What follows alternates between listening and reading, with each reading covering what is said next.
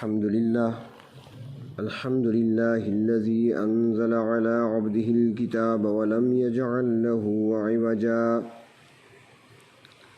تبارك الذي جعل في السماء بروجا وجعل فيها سراجا وقمرا منيرا وأشهد أن لا إله إلا الله وحده لا شريك له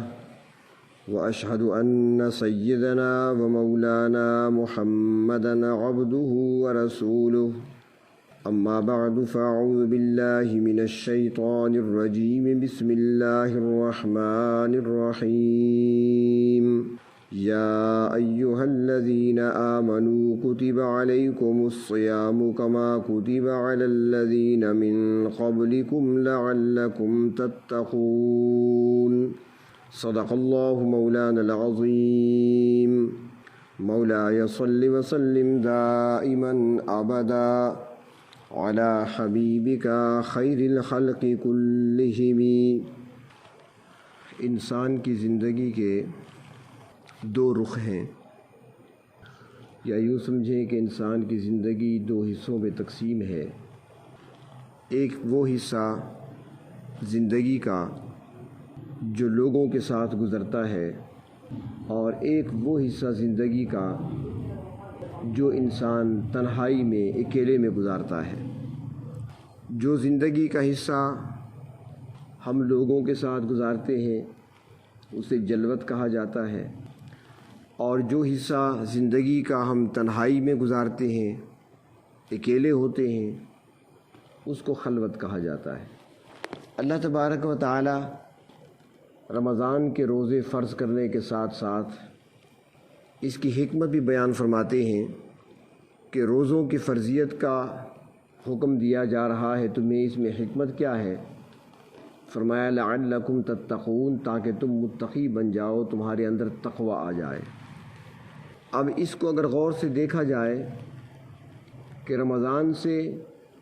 تقوی کس طریقے سے حاصل ہوتا ہے، تو جیسا عرض کیا کہ زندگی کے دو حصے ہیں، لوگوں کے ساتھ گزرا ہوا حصہ اور تنہائی میں گزارے ہوئے لمحات۔ تو اب یہاں پر ہم دیکھتے ہیں کہ تقوی حاصل ہو روزے کے ذریعے سے تو وہ کس طریقے سے ہوگا؟ تو روزے کے ذریعے سے ہمیں یہ بات سمجھائی گئی ہے کہ تمہاری زندگی کی دونوں حالتیں، چاہے تم لوگوں کے درمیان ہو، چاہے تمہاری اجتماعی زندگی ہے، چاہے تمہاری جلوت ہے، اور چاہے تمہاری تنہائی کی زندگی اور خلوت ہے، دونوں حصوں میں ہر وقت ہر لمحہ اللہ کا خوف تمہارے دل میں ہونا چاہیے۔ یہی بات روزے کے ذریعے سمجھائی گئی اور یہی تربیت ہے۔ رمضان کا روزہ رکھا، اب یہ تو نہیں ہے کہ لوگوں کے سامنے ہم کھاتے نہیں پیتے نہیں، اللہ نے روکا ہے ہم نہیں کھا رہے نہیں پی رہے، تنہائی میں جا کر کوئی کھا لے پی لے اور کہے کہ ہاں روزے پہ اثر نہیں پڑتا، ایسا نہیں ہوتا۔ اب کوئی شخص اکیلا ہوتا ہے، خلوت میں ہوتا ہے، تنہا ہوتا ہے، کوئی دیکھنے والا نہیں ہوتا، تو وہاں بھی وہ کھانے کی چیز منہ میں نہیں ڈالتا، وہ وہاں بھی جتنی چاہے پیاس لگی ہو پانی کا گھونٹ حلق سے نیچے نہیں اتارتا، اس لیے کہ وہ جانتا ہے کہ میری خلوت ہو یا میری جلوت ہو، اللہ تبارک و تعالی ہر حال میں مجھے دیکھ رہے ہیں۔ تو اب اس کا لوگوں کے سامنے رہنا وہ بھی خوف خدا کے تحت ہوتا ہے، اس کا تنہائی میں رہنا اور زندگی کا وہ حصہ گزارنا وہ بھی اللہ کے خوف میں ہی گزرتا ہے۔ جب یہ یقین انسان کے دل میں آ جاتا ہے تو پھر اس کو تقوی کی دولت ملتی ہے، پھر وہ متقی کہلا سکتا ہے۔ روایات میں آتا ہے کہ حضرت عبداللہ ابن عمر رضی اللہ تعالی عنہما کہیں جا رہے تھے، ایک وادی سے گزر ہوا، وہاں پہ دیکھا کہ ایک چرواہا کچھ بکریاں چرا رہا ہے، تو حضرت عبداللہ ابن عمر رضی اللہ تعالیٰ عنہ نے اس نوجوان چرواہے کو بلایا اور اس سے فرمایا کہ ہمیں ایک بکری چاہیے، بھوک لگی ہے، ایک بکری ہمیں دے دو، ہم ذبح کرتے ہیں، اس کا گوشت تمہیں بھی کھلائیں گے ہم بھی کھائیں گے۔ وہ نوجوان چرواہا کہنے لگا کہ بکریوں کا مالک میں تو نہیں ہوں، بکریوں کا مالک تو کوئی اور ہے، میں تو غلام ہوں، زرخرید غلام ہوں، میں تو ڈیوٹی دے رہا ہوں، مالک تو میں ہوں نہیں، میں بکری آپ کو کیسے دوں؟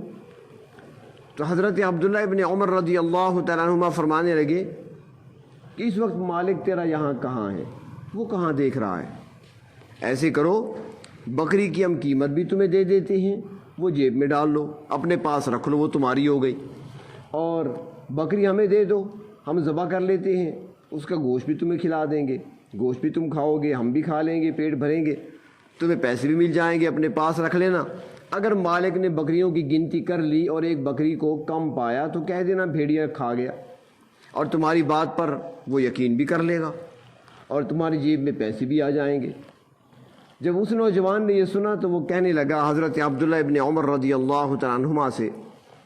کہ آپ جو کہتے ہیں کہ مالک کو کہہ دینا کہ بھیڑیا اٹھا کر لے گیا، مالک کو تیری بات پر یقین آ جائے گا اور مالک کو پتہ نہیں چلے گا، تو میں آپ سے پوچھتا ہوں کہ مالک کو تو پتہ نہیں چلے گا، فَأَيْنَ اللَّهُ، پھر اللہ کہاں ہے؟ اللہ تو دیکھ رہا ہے نا، میرے مالک کو پتہ نہیں چلے گا، میرا مالک نہیں دیکھے گا، اس کی نظروں سے سب کچھ پوشیدہ ہے، میں اس سے جھوٹ بول لوں گا، وہ یقین بھی کر لے گا، لیکن اللہ تو دیکھ رہا ہے۔ تو اس کا یہ جملہ کہنا فَأَيْنَ اللَّهُ، تو پھر اللہ کہاں ہے؟ حضرت عبداللہ ابن عمر کو یہ جملہ اتنا پسند آیا کہ حضرت عبداللہ ابن عمر رضی اللہ تعالیٰ عنہما اس کے مالک کے پاس پہنچ گئے اور جا کر اس کے مالک سے کہا کہ یہ غلام بیچو گے؟ اس نے کہا نہیں، یہ تو بڑا قیمتی غلام ہے میرا، بڑا ہی ایماندار ہے، بڑا دیانتدار ہے، بڑا خدمتگار ہے، میں تو نہیں بیچوں گا۔ لیکن عبداللہ ابن عمر رضی اللہ تعالیٰ عنہما نے اصرار کیا کہ مجھے یہ غلام چاہیے ہر حال میں۔ اس نے بہت زیادہ قیمت مانگی، حضرت عبداللہ ابن عمر نے وہ قیمت ادا کر دی، اس غلام کو خرید لیا۔ خریدنے کے بعد اس کو اپنے ساتھ لائے اور اس کو اپنے سامنے کھڑا کر کے کہنے لگے، اے نوجوان، تو نے جو جملہ کہا تھا فَأَيْنَ اللَّهُ، اللہ کہاں ہے؟ یعنی تمہیں اللہ کی ذات پر اتنا یقین ہے، یہ تقویٰ کی دولت تمہیں حاصل ہو چکی ہے، تمہارے دل میں اللہ کا استحضار اتر چکا ہے، لہٰذا میں نے اتنی قیمت دے کر تجھے خریدا ہے، لیکن آج اس جملے نے تجھے آزادی دلا دی ہے، جاؤ میں نے تجھے آزاد کیا۔ تو جب انسان کے دل کے اندر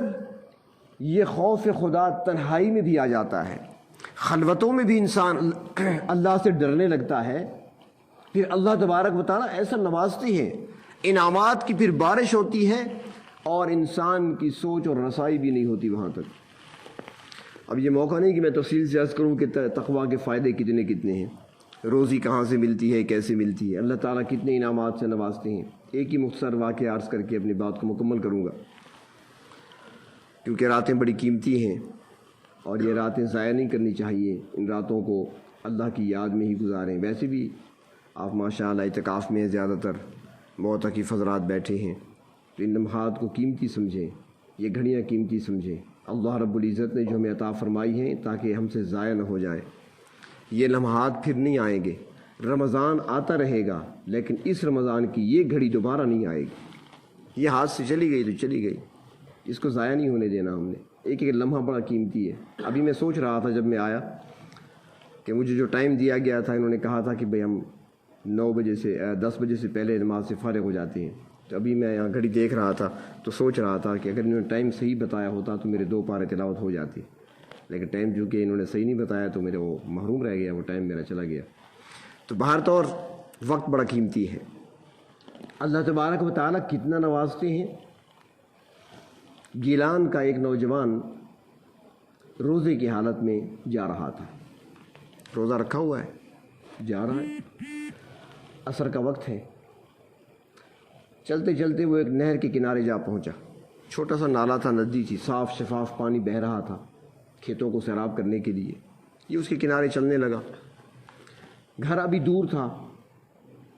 تو اس نے دیکھا ٹائم تو قریب ہو رہا ہے، افطار کا وقت ہونے والا ہے، بھوک بھی شدت کی لگی ہے، پیاس بھی لگی ہوئی ہے، تھکاوٹ بھی ہے، تو سوچا کہ پانی سے افطار کر لوں گا، بڑا صاف شفاف میٹھا ٹھنڈا پانی ہے، پانی پی کر روزہ کھول لوں گا۔ یہی سوچتے ہوئے جا رہا ہے، ادھر افطار کا وقت ہوا اور دوسری طرف دیکھا تو اس نہر میں، نالے میں ایک خوبصورت لال رنگ کا سیب تیرتا ہوا آ رہا ہے۔ نظر پڑ گئی، اس نے کہا اللہ نے بھیج دیا، سیب اٹھا لیا، افطاری کا وقت ہوا، اس نے سیب کھا لیا، پانی ٹھنڈا پی لیا، روزہ تو افطار کر لیا۔ بعد میں خیال آیا کہ میں نے سیب تو کھا لیا، اب یہ سیب تھا کس کا، ملکیت کس کی ہے، مالک کون ہے؟ یہ تو میں نے سوچا ہی نہیں تھا، کھا لیا، اب اس مالک سے معاف کرانا ضروری ہے ورنہ آخرت کے دن مجھ سے پوچھا جائے گا۔ کبھی لوگوں کی آخرت پہ نظر ہوا کرتی تھی، وہ ہر معاملے میں سوچا کرتے تھے کہ میں نے اس کا جواب دینا ہے، لیکن آج ہم نے یہ سوچ چھوڑ دی ہے۔ آج ہمارا آخرت پر ایمان اور یقین کمزور ہو چکا ہے، ہم نے کبھی سوچا ہی نہیں ہے کہ وہاں کیا ہونے والا ہے، بلکہ اب تو حالت یہ بن گئی ہے، یقین جانیے ایک دکاندار نے بتایا کہ ایک بظاہر دیندار شخص، بارش، کندھے پہ رومال ڈالے ہوئے، اس سے کچھ سودا لیا دکاندار سے، دکاندار نے دے دیا، ادھار لیا اس نے۔ کچھ عرصے کے بعد دکاندار نے پیسے مانگے، اس نے نہیں دیے، تو بار بار اس نے مطالبہ کیا، کئی مرتبہ اس سے کہا، تو ایک بار وہ غصے میں آ گیا، اس نے کہا میں نہیں دیتا تمہیں۔ تو اس دکاندار نے کہا چلو دیندار بندہ ہے، بظاہر دیندار نظر آتا ہے، نیک آدمی نظر آتا ہے، تو اس نے اس کو ڈرانے کے لیے، خوفزدہ کرنے کے لیے اس نے کہا کہ اچھا اگر یہاں نہیں دیتے تو میں آخرت میں لوں گا۔ تو وہ آگے سے بڑی ڈٹائی سے کہتا ہے، ڈیٹھ پن سے کہتا ہے کہ ہاں آخرت میں پھر لے لینا مجھ سے۔ اب آخرت کو معمولی سمجھ رکھا ہے، ہم نے مذاق سمجھ رکھا ہے۔ وہ لوگ تھے جو آخرت سے ڈرا کرتے تھے، اللہ کو حساب دینا ہے ہم نے۔ اگر ذرا بھی کسی کا ہمارے اندر ایک لقمہ بھی چلا گیا، نبی اکرم صلی اللہ علیہ وسلم شدید بھوک کی حالت میں گھر تشریف لائے۔ جب گھر تشریف لائے تو آپ نے دیکھا کہ ایک کھجور کا دانہ پڑا تھا۔ آپ نے اٹھانے سے پہلے سوچا کہ بھوک تو لگی ہے، کھجور کا دانہ بھی پڑا ہے، جی چاہ رہا ہے کہ کھاؤں، لیکن ہو سکتا ہے کہ صدقے کا ہو، اور صدقے کی چیز میں نہیں کھا سکتا۔ ہم ہوتے ہیں ایسے موقع پر پوچھتے نہیں ہیں کہ کہاں سے آئی ہے چیز، کیسی آئی ہے، بس فوراً منہ میں ڈالی اور حد سے نیچے اتار دی۔ تو وہ لوگ آخرت کی فکر کیا کرتے تھے، تو سیب تو کھا لیا اس نے، لیکن فکر تھی کہ نہ معلوم اس کا مالک کون ہے، بغیر پوچھے میں کھا بیٹھا ہوں۔ چنانچہ اسی نہر کے ساتھ چلنے لگا۔ وہ نوجوان جا رہا ہے، سامنے ایک باغ آ گیا، اور باغ میں سیب کے درخت تھے، اور درختوں کی شاخیں نہر کی طرف جھکی ہوئی تھی، پھل لگا ہوا تھا، شاخیں جھکی ہوئی۔ دیکھ لیا کہ وہاں سے سیب گرا ہے، اسی باغ کا سیب ہے، کیونکہ اور بھی سیب کنارے پر گرے ہوئے تھے۔ چنانچہ یہ باغ میں چلا گیا، وہاں پر ایک شخص بیٹھا ہوا تھا، اس کو جا کر سلام کیا اور اس سے عرض کیا کہ جناب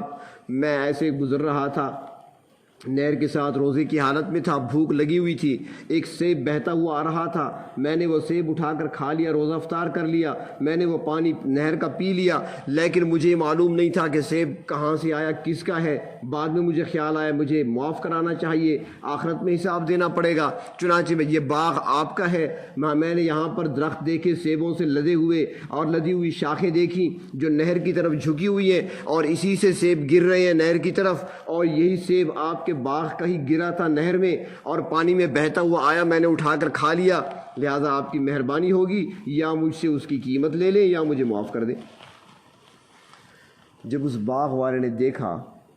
اس کے چہرے کو پڑھ لیا، اس کے چہرے کو دیکھ لیا، اس کی بات کو سن لیا، اس کا تقویٰ اس کے سامنے آ گیا، اتنا متقی نوجوان، اتنے تقوی والا نوجوان میرے سامنے آیا ہے، تو اس کا دل نرم ہوا، اس کے دل میں یہ بات اتری، اور وہ کہنے لگا کہ اے نوجوان میں تو ایسے معاف نہیں کرتا۔ تو وہ منتیں کرنے لگا، خدا کے لیے مجھے معاف کر دو، میں آخرت میں حساب نہیں دے سکتا، دنیا میں مجھے معاف کر دو۔ تو وہ کہنے لگا میری 2 شرطیں ہیں، معافی مل سکتی ہے پر 2 شرطیں ہیں، اگر پوری کر سکتے ہو۔ اس نوجوان نے کہا کہ بتائیے جی وہ شرطیں کیا ہیں؟ اس نے کہا پہلی شرط یہ ہے کہ 1 سال تک میرے باغ میں غلام بن کر کام کرو گے، 1 سال تک خدمت کرو گے، میرے باغ کے پودوں کی خدمت کرو گے، میرے باغ کے پودوں کو پانی دو گے، خادم بن کر رہو گے۔ اور اس نے کہا دوسری شرط کیا ہے؟ اس نے کہا دوسری شرط یہ ہے کہ میری ایک بیٹی ہے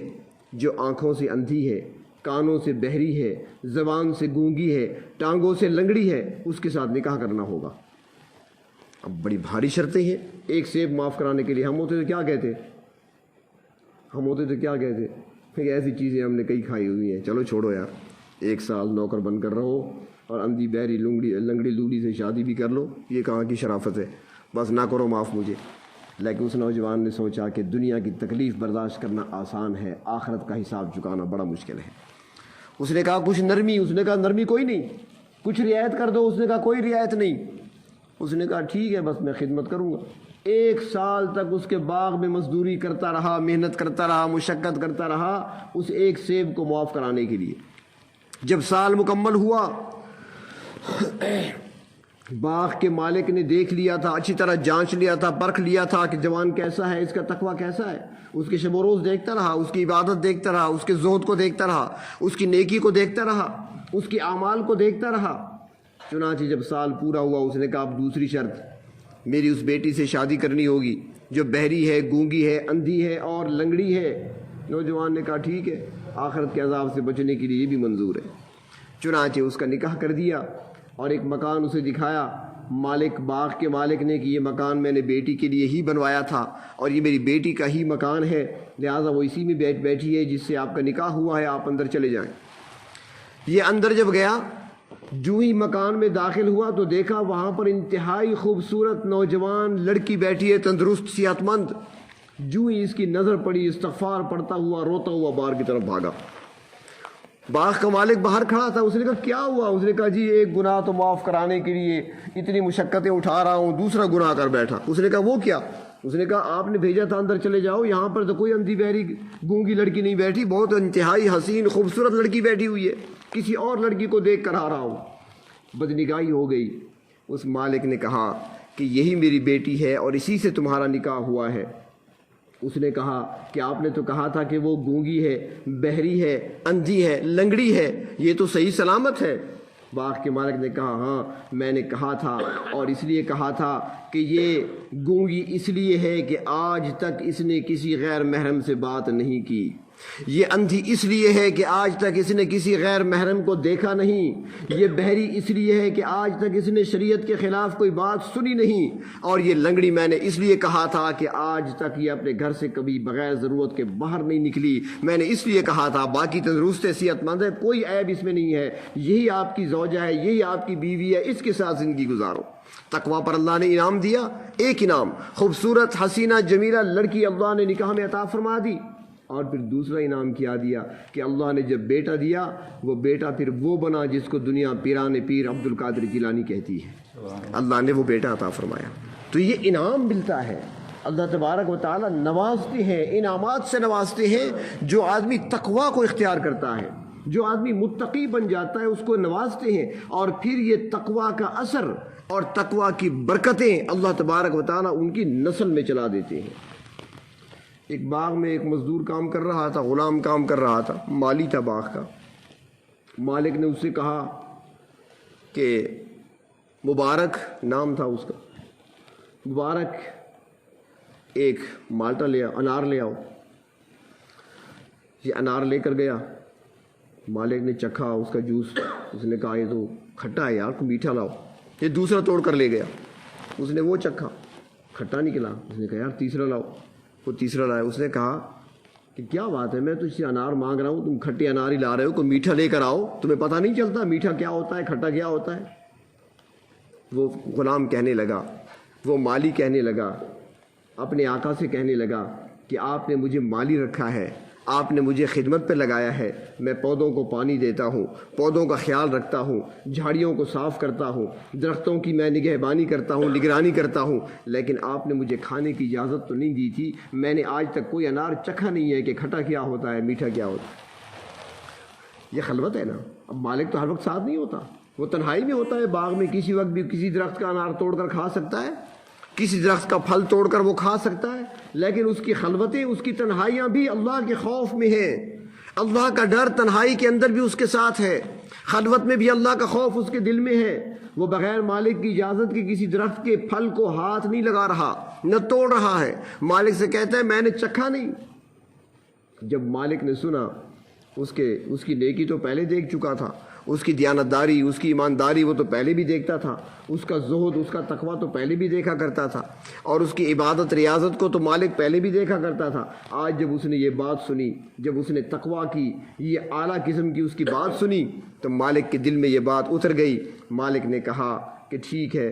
میں شام کو تم سے بات کرتا ہوں۔ گھر چلا گیا، گھر جا کر اپنی جوان خوبصورت بیٹی سے بات کرتا ہے کہ میں نے تمہارے لیے رشتہ تلاش کیا ہے جو بطور مالی ہمارے باغ میں ہماری خدمت کرتا ہے، جو ہمارا غلام ہے، میں چاہتا ہوں کہ تمہارا نکاح اس سے کر دوں۔ انتہائی تقوی اللہ نے اس کو عطا کیا ہے، انتہائی تقوی کی دولت سے مالا مال ہے، میں چاہتا ہوں کہ برکتیں تمہارے گھر میں آئیں، میں تمہارا اس سے نکاح کرنا چاہتا ہوں، میرا یہ ارادہ ہے، تم کیا چاہتی ہو؟ بیٹی نے کہا ابا جان جو فیصلہ آپ نے کیا میں آپ کے فیصلے پر راضی ہوں، جو بھی آپ سوچیں گے میرے لیے، جو بھی فیصلہ کریں گے بہتری کریں گے۔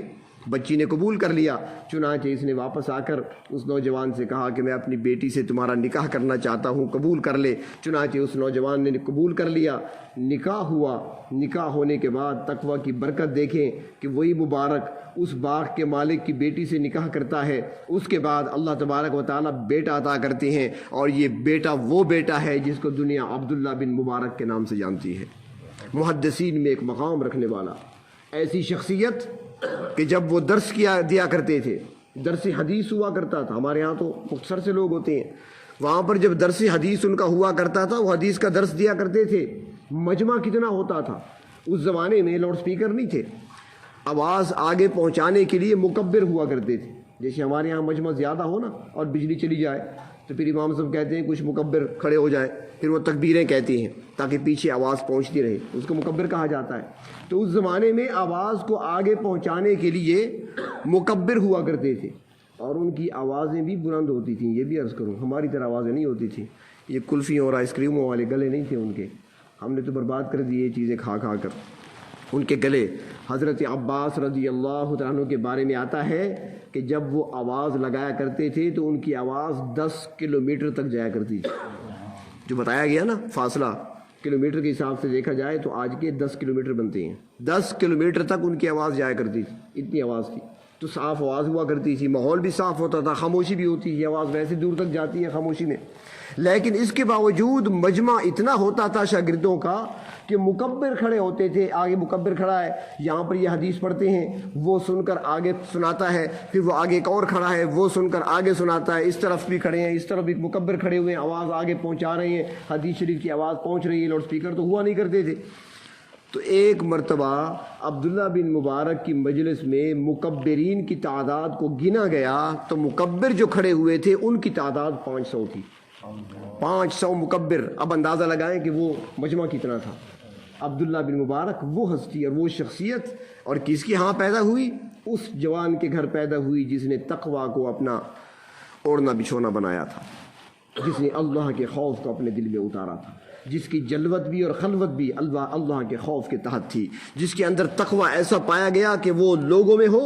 تب بھی اللہ کا خوف ہے جسم میں اور دل کے اندر، اور جب تنہائی میں ہوتے تھے تب بھی اللہ کا خوف دل میں ہوا کرتا تھا۔ تو اللہ تعالیٰ فرماتے ہیں کہ روزے تم پر فرض کیے گئے، اور روزوں کی فرضیت کی ایک حکمت یہ بیان فرمائی لعلکم تتقون، تاکہ تم متقی بنو، اور روزے سے سیکھو کہ روزے کی حالت میں تم جلوت میں ہوتے ہو تب بھی احتیاط کرتے ہو کہ رب تعالیٰ ناراض نہ ہو جائے، اللہ کے حکم کی خلاف ورزی نہ ہو جائے، اور جب خلوت میں ہوتے ہو تنہائی میں ہوتے ہو وہاں بھی اللہ کا خوف تمہارے دل میں ہوتا ہے، اور روزے کی حالت میں کسی کھانے پینے کی چیز کو تم ہاتھ نہیں لگاتے کہ کوئی نہیں دیکھ رہا دنیا والا، لیکن اللہ تبارک و تعالیٰ دیکھ رہے ہیں۔ میں ہر کھڑکی روشن دان ہر سوراخ کو بند کر سکتا ہوں جہاں سے دیکھنے والے دیکھتے ہیں، لیکن اس روشن دان کو میں کبھی بند نہیں کر سکتا جس سے رب تعالیٰ مجھے دیکھ رہے ہیں۔